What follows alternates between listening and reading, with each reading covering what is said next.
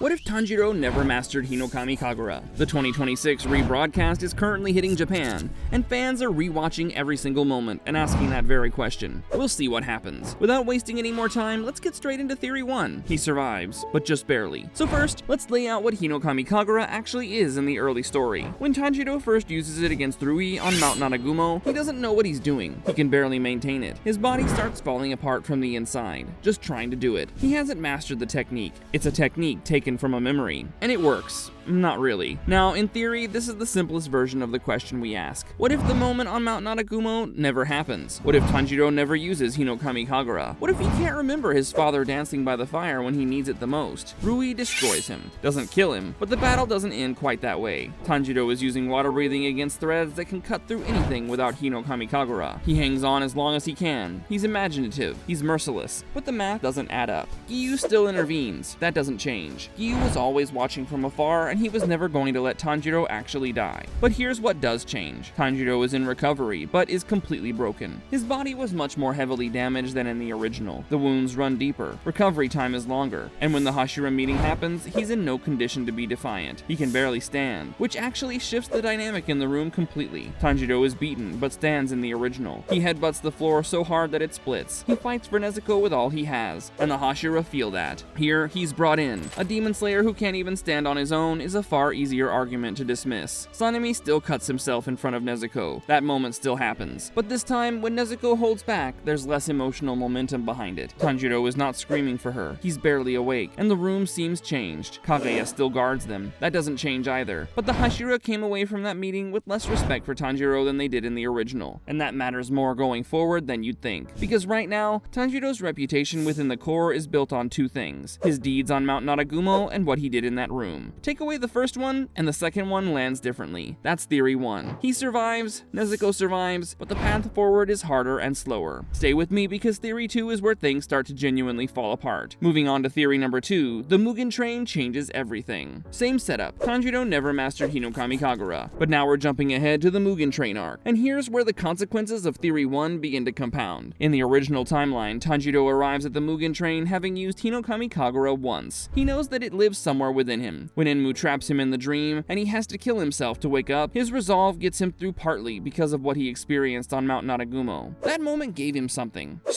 Better knowledge of what he can tap into when all else fails. In this version, he doesn't have that. He still gets up. Tanjiro's willpower is not the problem here, and it never was. He comes up with a way. But the battle with Enmu is longer and harder, takes more damage, and by the time they deal with the lower moon, Tanjiro is practically out of gas. Then Akaza comes, and here's the brutal truth about the Mugen Train in this version. Rengoku is still fighting Akaza. That's not changing. Rengoku is Rengoku. That's it. He doesn't have to be his best self to be his best self. The fight is the same. The result is the same. Rengoku still dies. But in the original timeline, right before the end, Tanjiro throws himself at Akaza screaming, furious, bloody. In one last-ditch effort to prevent him from escaping, he uses Hinokami Kagura. It doesn't make any difference, but Akaza does look back. He recognizes Tanjiro. There's something about this moment that sticks with you. In this version, Tanjiro throws himself forward in the same way. Same rage, same sorrow, but he uses water breathing on an upper moon who's already walking away, and it does even less. Akaza does not look back. Little things matter, because in the original, Akaza remembering that moment is part of what eventually leads to his breakdown in the Infinity Castle arc. That train sowed the seed.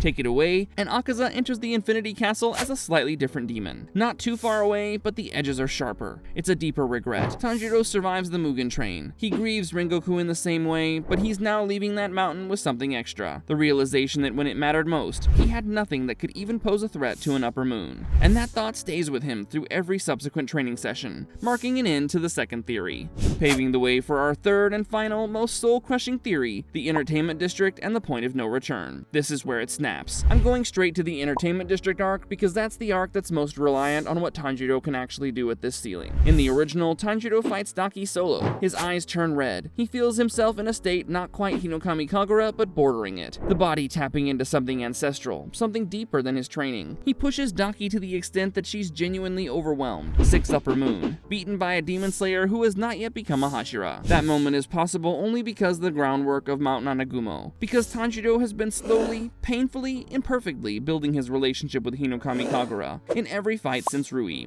Get rid of that foundation. Tanjiro versus Daki doesn't go well. Not right now. Tanjiro remains Tanjiro. He's clever and flexible, and he never stops. But Daki is an Upper Moon. Without that extra gear, without the ancestral power that his body starts to tap into, he can't put pressure on her the way that he does in the original. Daki is not forced to the edge. She's not calling for Gyutaro because she's losing. She calls for Gyutaro because she's bored. And that changes everything about how Gyutaro gets into the fight. In the original, Gyutaro is already annoyed to come out. His sister was shamed. He lashes out at full power as soon as he can because his pride is wounded. That aggression is in fact part of the reason Tengen and the others can deal with the fight. Gyutaro is emotional and reactive. Gyutaro in this version comes out calm. A calm Gyutaro is a whole different problem. He doesn't immediately take the district. He's methodical. He's searching. He tells you who the real threats are and who's dead weight. And the one he considers the weakest link, the one who couldn't even put pressure on his sister, is Tanjiro. Gyutaro strikes him first. Tengen is still a badass. He's a Hashira. He keeps Gyutaro busy as long as he can. But without Tanjiro providing any real offense, without that second front that the original fight relied on, Tengen takes more damage, faster. Now here's the question this theory is really asking. Does Tengen make it? Let's be real. It's close either way. In the original, Tengen loses an eye and an arm and almost dies from the poison. In this version, carrying the full weight of Gyutaro without meaningful support from Tanjiro, the poison hits harder. The wounds come faster. Tengen survives, but he does not walk out of this one. He's carried out. He is a pillar. He stays with Gyutaro for as long as he can, but without Tanjiro doing anything significant on offense. Without that second front that the original fight relied on, Tengen takes more damage faster. And Gyutaro, for the first time in a long time, doesn't feel like he almost lost. This is what Muzan cares about. That's important for the Upper Moons. Word gets back up the chain that the Demon Slayers are growing weaker, that the generation that everyone was worried about has a roof.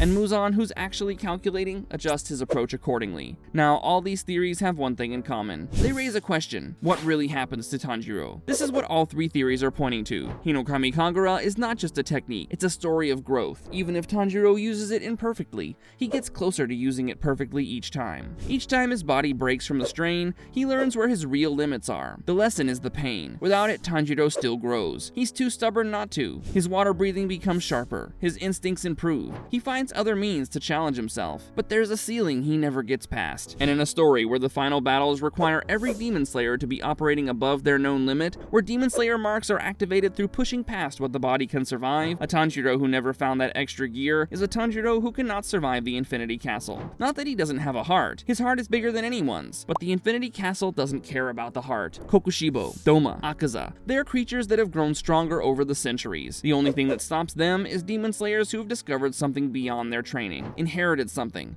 not teachable. For Tanjiro, that thing is Hinokami Kagura, his father's annual dance. The breathing pattern was almost ceremonial, the thing that had nearly killed him the first time he used it. He's an exceptional Demon Slayer. Without it, he's the one who ends the cycle. What a difference those two versions of Tanjiro make, marking an end to Tanjiro's arc without mastering Hinokami Kagura. So what do you think? Which theory is the most realistic one? Make sure to let me know in the comments down below. Thanks for watching, and I'll see you in the next one.